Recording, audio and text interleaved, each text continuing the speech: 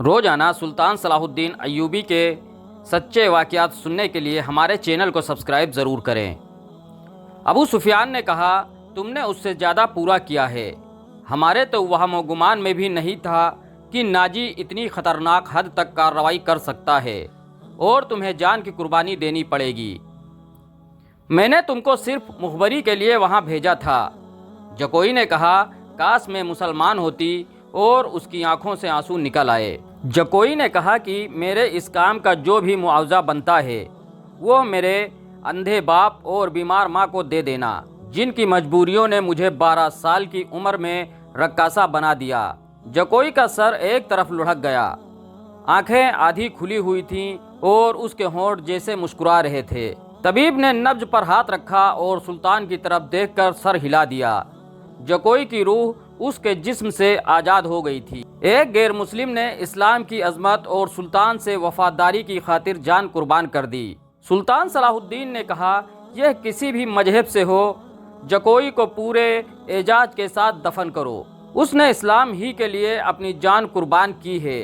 اگر یہ چاہتی تو ہمیں دھوکہ بھی دے سکتی تھی۔ دربان نے اندر آ کر کہا کہ باہر ایک عورت کی لاش آئی ہے۔ جا کر دیکھا گیا تو وہ ایک ادھیڑ عمر عورت کی لاش تھی۔ جائے واقعہ سے 2 خنجر ملے تھے۔ اس عورت کو کوئی نہیں پہچانتا تھا۔ یہ ناجی کے حرم کی ایک ملازمہ تھی جس کو انعام کی لالچ نے جکوئی پر حملہ کرنے پر مجبور کیا۔ رات کو ہی جکوئی کو فوجی اعزاز کے ساتھ سپرد خاک کیا گیا اور ملازمہ کی لاش گڑھا کھود کر دفن کی گئی۔ دونوں کو نہایت ہی خفیہ انداز سے دفنایا گیا۔ جب تدفین ہو رہی تھی تو سلطان صلاح الدین نے نہایت اعلیٰ قسم کے گھوڑے اور 8 جوان منگوائے۔ ان کو علی بن سفیان کے کمان میں ناجی کے ان 2 گھڑ سواروں کے پیچھے دوڑا دیا گیا جو ناجی کا تحریری پیغام عیسائی بادشاہ کو پہنچانے جا رہے تھے۔ لیکن جکوئی کون تھی؟ جکوئی مراکش کی ایک رقاصہ تھی۔ کسی کو بھی معلوم نہیں تھا کہ اس کا مذہب کیا تھا اور وہ مسلمان نہیں تھی، وہ عیسائی بھی نہیں تھی، جیسا کہ پہلے ہی کہا گیا ہے کہ علی بن سفیان سلطان کے انٹیلیجنس، جاسوسی اور سراغ رسانی کا سربراہ تھا اور اسے دوسروں کے راز معلوم کرنے کے لیے کئی ڈھنگ اختیار کرنے پڑتے تھے۔ صلاح الدین اس کو اپنے ساتھ مصر لایا تھا۔ یہاں آ کر معلوم ہوا کہ یہاں کا سالار ناجی نہایت ہی شیطان اور سازشی ہے۔ اس کے اندرونی حالات معلوم کرنے کے لیے علی نے جاسوسوں کا ایک جال بچھا دیا۔ اس اقدام سے علی بن سفیان کو ایک بات یہ معلوم ہوئی کہ ناجی حسیسن کی طرح اپنے مخالفین کو جہر اور حسین لڑکیوں سے پھنساتا ہے اور اپنا گرویدہ بناتا اور مرواتا ہے۔ علی بن سفیان نے تلاش و بشار کے بعد کسی کی وساطت سے جکوئی کو مراکش سے حاصل کیا اور خود بردہ فروش کا روپ دھار کر ناجی کے ہاتھ بیچ دیا۔ جکوئی میں ایسا جادو تھا کہ ناجی اس کو سلطان کو پھنسانے کے لیے استعمال کرنا چاہتا تھا، لیکن ناجی خود اس لڑکی کے دامن میں پھنس گیا اور پھنسا بھی ایسا کہ جکوئی کے سامنے وہ اپنے سالار سے تمام باتیں کیا کرتا تھا۔ ناجی نے جکوئی کو جشن کی رات سلطان صلاح الدین کے خیمے میں بھیج دیا اور اپنی اس فتح پر بہت خوش ہو رہا تھا کہ اس نے صلاح الدین کا بت توڑ دیا ہے۔ اب وہ اس لڑکی کے ہاتھوں سلطان کو شراب پلا سکے گا اور سلطان کو اپنا گرویدہ بنا لے گا۔ مگر ناجی کے تو فرشتوں کو بھی علم نہیں تھا کہ جکوئی سلطان کی جاسوسہ تھی۔ جکوئی سلطان کو اس رات رپورٹ دیتی رہی اور سلطان سے ہدایت لیتی رہی۔ جکوئی سلطان کے خیمے سے نکل کر دوسری طرف چلی گئی تھی، جہاں جکوئی کو سر اور منہ پر کپڑا لپیٹے ایک آدمی ملا تھا۔ وہ آدمی بھی علی بن سفیان ہی تھا جس نے جکوئی کو مزید کچھ اور ہدایت دی تھی۔ اس کے بعد سے جکوئی ناجی کے گھر سے باہر نہ نکل سکی، جس کی وجہ سے وہ علی کو کوئی رپورٹ نہ دے پائی۔ آخرکار اس کو اسی رات موقع مل گیا اور وہ ایسی رپورٹ لے کر پہنچی جس کا علم صرف اللہ ہی کو تھا۔ یہ جکوئی کی بدنصیبی تھی کہ جکوئی کے خلاف حرم میں صرف اس لیے سازش ہوئی کہ اس نے ناجی پر قبضہ جمایا ہے۔ یہ سازش کامیاب رہی اور جکوئی قتل ہو گئی، لیکن مرنے سے پہلے وہ تمام اطلاعیں سلطان تک پہنچانے میں کامیاب رہی۔ جکوئی کے مرنے کے کچھ عرصہ بعد وہ معاوضہ جو علی بن سفیان نے جکوئی کے ساتھ طے کیا تھا، سلطان کی طرف سے انعام اور وہ رقم جو علی بن سفیان نے ناجی سے بردہ فروش کی صورت میں ناجی سے وصول کی تھی، مراکز میں جکوئی کے مجبور والدین کو ادا کر دی گئی۔ موت سے اس رات کے ستارے ٹوٹ گئے اور جب صبح ہوئی تو علی بن سفیان 8 سواروں کے ساتھ انتہائی تیز رفتاری سے شمال مشرق کی طرف جا رہا تھا۔ آبادیاں دور پیچھے چھوٹتی جا رہی تھیں۔ علی کو معلوم تھا کہ شاہ فرینک کے ہیڈ کوارٹر تک پہنچنے کا راستہ کون سا ہے۔ رات میں انہوں نے گھوڑے کو آرام دیا۔ یہ عربی گھوڑے تھے جو تھکے ہوئے بھی تازہ دم لگتے تھے۔ دور کھجور کے چند درختوں میں علی کو 2 گھوڑے جاتے نظر آئے۔ علی نے اپنے دستے کو راستہ بدلنے اور اوٹ میں ہونے کے لیے ٹیلوں کے ساتھ ساتھ ہو جانے کو کہا۔ علی صحرا کا رازدان تھا، بھٹکنے کا کوئی خدشہ نہ تھا۔ علی نے رفتار اور تیز کر دی۔ اگلے 2 سواروں اور اس دستے کے بیچ کوئی 4 میل کا فاصلہ رہ گیا۔ یہ فاصلہ تو طے ہوا لیکن گھوڑے تھک گئے تھے۔ وہ جب کھجوروں کے درختوں تک پہنچے تو 2 سوار کوئی 2 میل دور مٹی کے پہاڑ کے ساتھ ساتھ جا رہے تھے۔ ان کے گھوڑے بھی شاید تھک گئے تھے۔ دونوں سوار اترے اور نظروں سے اوجھل ہو گئے۔ علی نے کہا وہ پہاڑیوں کے اوٹ میں بیٹھ گئے ہیں اور راستہ بدل دیا۔ فاصلہ کم ہوتا گیا اور جب فاصلہ کچھ 100 گز رہ گیا تو وہ دونوں بندے اوٹ سے باہر آئے۔ انہوں نے گھوڑوں کے سر پر دوڑنے کا شور سن لیا تھا۔ وہ دوڑ کر غائب ہوئے۔ علی بن سفیان نے گھوڑے کو ایڑی لگائی اور تھکے ہوئے گھوڑوں نے وفاداری کا ثبوت دیا اور اپنی رفتار تیز کر دی۔ باقی گھوڑے بھی تیز ہو گئے۔ وہ جب پہاڑی کے اندر گئے تو دونوں سوار نکل چکے تھے مگر زیادہ دور نہیں گئے تھے۔ وہ شاید گھبرا بھی گئے تھے اور آگے ریتیلی چٹانیں تھیں۔ انہیں راستہ نہیں مل رہا تھا۔ وہ کبھی دائیں جاتے تو کبھی بائیں۔ علی بن سفیان نے اپنے گھوڑے ایک صف میں پھیلا دیے اور بھاگنے والوں سے 100 گز دور جا پہنچے۔ ایک تیر انداز نے دوڑتے ہوئے گھوڑے سے تیر چلایا جو ایک گھوڑے کی ٹانگ میں جا لگا۔ گھوڑا بے لگام ہوا۔ تھوڑی سی اور بھاگ دوڑ کے بعد وہ دونوں گھیرے میں آ گئے تھے اور انہوں نے ہتھیار ڈال دیے۔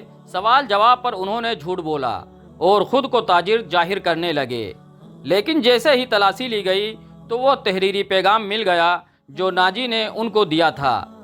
ان دونوں کو حراست میں لے لیا گیا۔ گھوڑے کو آرام کا وقت دیا گیا اور پھر یہ دستہ واپس آ گیا۔ سلطان صلاح الدین ایوبی بڑی بے چینی سے انتظار کر رہا تھا۔ دن گزر گیا، رات بھی گزرتی جا رہی تھی۔ آدھی رات گزر گئی، ایوبی لیٹ گیا اور اس کی آنکھ لگ گئی۔ سحر کے وقت دروازے پر ہلکی سی دستک پر ایوبی کی آنکھ کھل گئی۔ وہ دوڑ کر آیا، دروازہ کھولا تو علی بن سفیان کھڑا تھا۔ اس کے پیچھے 8 سوار اور وہ 2 قیدی کھڑے تھے۔ علی اور قیدیوں کو سلطان نے اپنے سونے کے کمرے میں ہی بلا لیا۔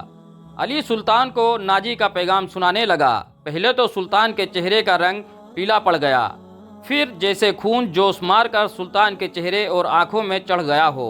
ناجی کا پیغام خاصا طویل تھا جو ناجی نے صلیبیوں کے بادشاہ فرینک کو لکھا تھا کہ وہ فلاں دن اور فلاں وقت یونانیوں، رومیوں اور دیگر صلیبیوں کی بحریہ سے بحیرہ روم کی طرف سے مصر میں فوج اتار کر حملہ کر دیں۔ حملے کی اطلاع ملتے ہی 50,000 سوڈانی فوج بھی امیر مصر کے خلاف بغاوت کر دے گی۔ مصر کی نئی فوج ایک ہی وقت میں بغاوت اور حملے کا جواب کے قابل نہیں۔ اس کے اوج ناجی نے تمام تر مصر یا مصر کے ایک بڑے حصے کی بادشاہت کی شرط رکھی تھی۔ سلطان صلاح الدین ایوبی نے دونوں پیغام لے کر جانے والوں کو قید خانے میں ڈال دیا اور اسی وقت نئی مصری فوج سے ایک دستہ بھیج کر ناجی اور ناجی کے نائبین کو ان کے گھروں میں ہی نظر بند کر دیا۔ ناجی کی حرم کی تمام لڑکیاں آزاد کر دی گئیں۔ ناجی کے تمام خزانے کو سرکاری خزانے میں ڈال کر سرکاری خزانہ بنا دیا گیا اور یہ تمام کارروائی خفیہ رکھی گئی۔ سلطان صلاح الدین ایوبی نے علی کی مدد سے جو خط پکڑا گیا تھا، حملے کی تاریخ مٹا کر اگلی تاریخ لکھ دی۔ 2 جہین فوجیوں کو شاہ فرینک کی طرف روانہ کیا گیا۔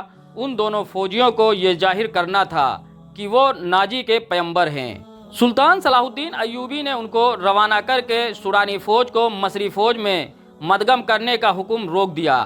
8ویں روز وہ دونوں پیغمبر واپس آ گئے اور شاہ فرینک کا جوابی خط جو اس نے ناجی کے نام لکھا تھا سلطان صلاح الدین ایوبی کو دے دیا۔ شاہ فرینک نے لکھا تھا کہ حملے کی تاریخ سے 2 دن قبل سوڈانی فوج بغاوت کر دے تاکہ سلطان صلاح الدین ایوبی کو صلیبیوں کا حملہ روکنے کی ہوش تک نہ رہے۔ علی بن سفیان نے ان 2 پیغمبروں کو سلطان صلاح الدین ایوبی کی اجازت سے نظر بند کر دیا۔ یہ نظر بندی با عزت تھی جس میں دونوں کے آرام اور بہترین خانوں کا انتظام رکھا گیا تھا۔ یہ ایک احتیاطی تدبیر تھی کہ یہ اہم راز فاش نہ ہو۔ سلطان صلاح الدین ایوبی نے بحیرہ روم کے ساحل پر اپنی فوج کو پہلے ہی چھپا دیا جہاں صلیبی لنگر انداز ہو کر اپنی فوج اتارنا چاہتے تھے۔ حملے میں ابھی کچھ دن باقی تھے۔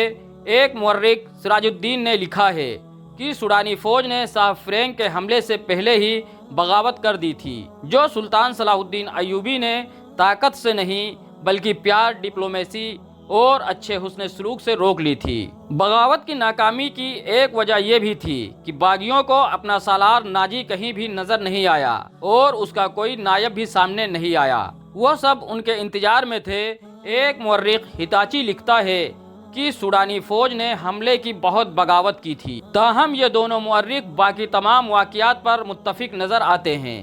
دونوں نے لکھا ہے کہ سلطان صلاح الدین ایوبی نے ناجی اور اس کے نابین کو سزا میں موت کی سزا دے کر رات میں ہی گمنام قبروں میں دفن کرا دیا۔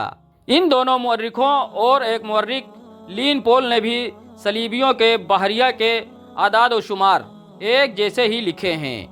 وہ لکھتے ہیں کہ خط میں دی ہوئی تاریخ کے عین مطابق صلیبیوں کی بحریہ جس میں فرینک کی، یونان کی، روم کی اور سسلی کی بحریہ شامل تھیں، متحدہ کمان بحیرہ روم میں نمودار ہوئی۔